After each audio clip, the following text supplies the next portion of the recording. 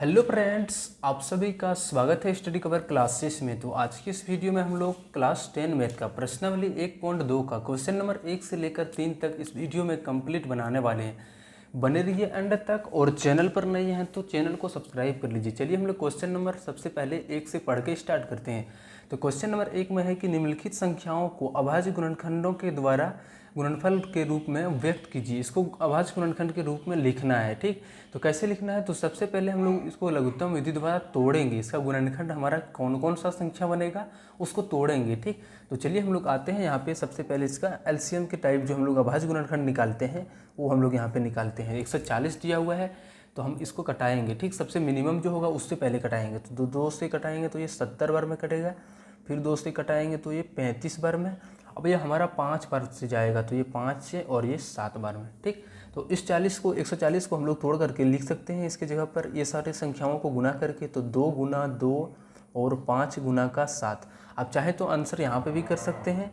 और देखिए यहाँ पे 2 2 है तो इसको हम लोग इस तरीके से लिख सकते हैं, 2 का स्क्वायर गुना 5 का और गुना 7। ठीक, आप कहीं पे भी छोड़ सकते हैं, यहाँ पे भी, यहाँ पे भी आपका एक स्टैंडर्ड लेबर पर आ जाता है तो यहाँ पर ही आप लोग छोड़िएगा।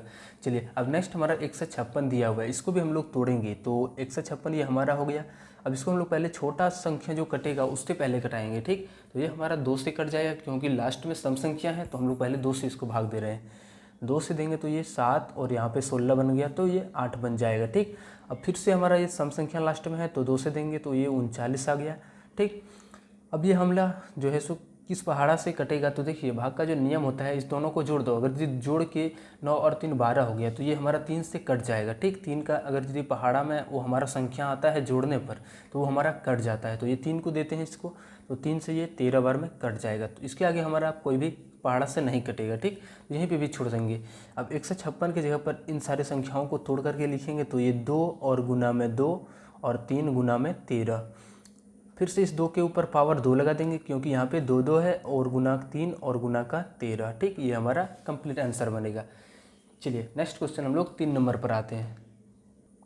तो ये क्वेश्चन नंबर 3 में है कि 3825। ठीक, तो लास्ट में 5 है, इसको पहले एक देख लेते हैं कि जोड़ के ये 3 से कट रहा है कि 5 2 7 8 15 और 3 18। तो ये हमारा 18 3 का पहाड़ा में आता है। तो सबसे पहले इसको हम लोग 3 से कटाएंगे। ठीक, 3 का जो विभाजित का नियम होता है कि अंकों का योग करके 3 से अगर यदि वो कट जाता है तो हमारा वो 3 से विभाजित हो जाएगा। ठीक, अब ये 3 से देंगे तो ये 12 बार में 36 आ जाएगा। उसके बाद यहाँ पे 7 बार में 21 आ जाएगा क्योंकि यहाँ पे 2 शेषफल और 2 22 बन गया तो 7 बार में 21। उसके बाद बचे हुए शेषफल 1 और 5 यानी 5 बार में 15 आ जाएगा। ठीक, फिर से इसको जोड़ के देख लेते हैं, 7 5 12 और 2 14 और 15। फिर से ये हमारा 3 बार में चले जाएगा तो ये 4 हो जाएगा।